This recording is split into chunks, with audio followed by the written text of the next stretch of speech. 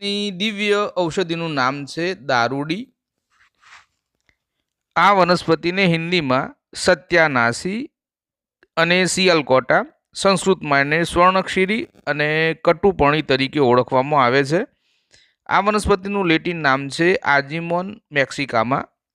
આ વનસ્પતિના અન્ય નામ છે પ્રિકલી પોપી અને મેક્સિકન પોપી તરીકે પણ આ વનસ્પતિ ખૂબ જ જાણીતી છે. દારૂડીના ઔષધીય ગુણો.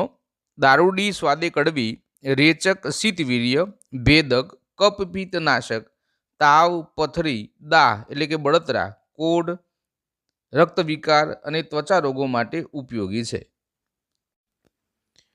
દારૂડી ગુજરાતમાં ચારે તરફ ખેતરના શેઢા પર, પડતર જમીનમાં કે વેરાન અને ઉજ્જડ જગ્યા પર અને રસ્તાની આજુબાજુ સરળતાથી જોવા મળતી એક દિવ્ય ઔષધીય વનસ્પતિ છે.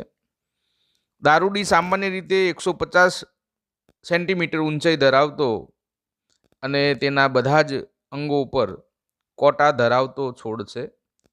તેને તોડતા તેમાંથી પીળા રંગનું દૂધ નીકળે છે. આથી તેને સ્વર્ણક્ષીરી તરીકે ઓળખવામાં આવે છે. તેના પર્ણો સાદા, એકાંતરિત, 6 ઇંચ લોબા અને 2 થી 3 ઇંચ પહોળા હોય છે. પર્ણોના દરેક ખૂણે લોબો અણીદાર કોટો હોય છે. પાન તીવ્ર વાસવાળા હોય છે. દારૂડીને પીળા રંગના 1 થી 3 ઇંચ લંબાઈ ધરાવતા કપ આકારના પુષ્પો જોવા મળે છે. પરિપક્વતાએ લીલા રંગનું કેપ્સ્યુલ પ્રકારનું 1 થી 3 ઇંચ જેટલી લંબાઈ ધરાવતું ફળ આવે છે. તેમાં ઘણા બધા કાળા રંગના નાના ગોળાકાર સરસવ કરતાં સહેજ મોટા બીજ હોય છે. આ બીજમાંથી તેલ નીકળે છે, જેને આર્જીમોન ઓઇલ તરીકે ઓળખવામાં આવે છે, જે બજારમાં સરળતાથી મળી રહે છે. હવે આપણે દારૂડીના ઔષધીય ઉપયોગો વિશે જાણીએ. સૌપ્રથમ દારૂડીનો એક ઉપયોગ છે રેચ માટે, એટલે કે શૌચક્રિયા સારી રીતે થાય તે માટે દારૂડીના મૂળનું ચૂર્ણ 1 થી 2 ગ્રામની માત્રામાં ગરમ પાણી સાથે લેવાથી પેટ અને ઓતરડાની સફાઈ થાય છે. ઝેરી વિષ તત્વો શરીરની બહાર નીકળતા શરીર તંદુરસ્ત બને છે. દારૂડીનો બીજો એક ઉપયોગ છે ગુમડું અથવા ગોઠને ફોડવા માટે. દારૂડીના મૂળને બારીક વાટી તેનો લેપ કરતા રહેવાથી ગુમડું ફૂટે છે. શીત જવર એટલે કે મેલેરિયા માટે એક વધારાના ઉપાય તરીકે આ સૂચવ્યું છે. દારૂડીના મૂળનો 1 થી 2 ઇંચ ટુકડો શાસ્ત્રોક્ત વિધિ અનુસાર લાવી કાળા ઊનના કપડામાં બાંધી મેલેરિયાગ્રસ્ત વ્યક્તિના હાથે કે ગળામાં બાંધવો. જો શક્ય હોય તો એનું મૂળ આમંત્રણ આપી શનિવારે જ લાવવું અને બાંધવું. રહેણી કહેણી, ખાનપાન, વ્યસ્ત જીવનને કારણે કેટલીક વાર શારીરિક નબળાઈ અને પુરુષત્વની સમસ્યા ઊભી થતી હોય છે. એના માટે આ દારૂડી ખૂબ જ ઉપયોગી છે. દારૂડીના છાલના ચૂર્ણને વડના દૂધમાં વારંવાર ગૂંટી એની નાની નાની ગોળીઓ બનાવી, જેનો સવાર સોજ 1 ગ્રામ માત્રામાં ઉપયોગ કરવો. ત્વચા રોગો એ જટિલ સ્વરૂપ લે પહેલાં એને શરીરમાંથી દૂર કરવા ખૂબ જ અગત્યના છે. ચર્મરોગો થવા પાછળનું મુખ્ય કારણ શરીરમાં વધેલા વિષ દ્રવ્યો છે.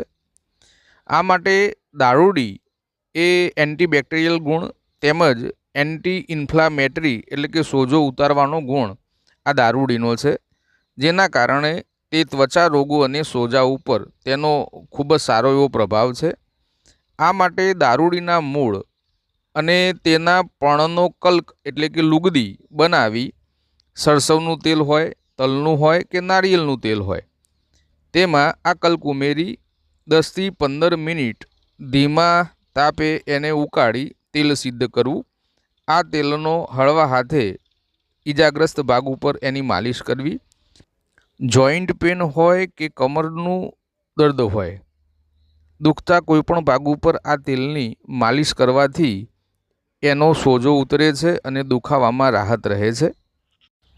ત્વચા રોગોમાં તેલની માલિશની સાથે સાથે આ દારૂડીના આખા છોડને સૂકવી તેનું બારીક ચૂર્ણ બનાવી 1 થી 2 ગ્રામ ચૂર્ણનો પાણીમાં ઉકાળો કરી લેવાથી ત્વચા રોગોમાં ખૂબ જ સારું પરિણામ મળે છે.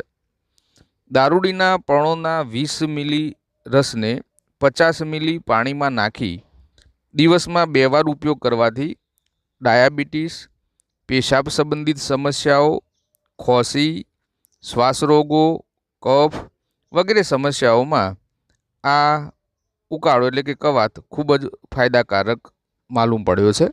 સ્તનપાન કરાવતી માતાઓ અને ગર્ભવતી મહિલાઓ પોતાના આયુર્વેદિક ચિકિત્સકની સલાહ અનુસાર જ આનું સેવન કરે. મિત્રો, આ દારૂડીના તેલમાં ઝેરી ટોક્સિસિટી ઘટકો હોય છે, એટલે એનો ઉપયોગ યોગ્ય વૈદ્યરાજની સલાહ અનુસાર જ કરવો. મિત્રો, વિડીયોમાં દર્શાવેલી માહિતી સારી લાગી હોય તો તમે જ તમારા ડૉક્ટર યુટ્યુબ ચેનલને લાઇક, શેર અને સબસ્ક્રાઈબ કરશો. વિડીયોમાં દર્શાવેલો કોઈપણ પ્રયોગ કરતો એકવાર તમે તમારા આયુર્વેદિક ચિકિત્સકનું માર્ગદર્શન અને સલાહ લેશો. વિક્રમ બી પટેલના જય શ્રી કૃષ્ણ.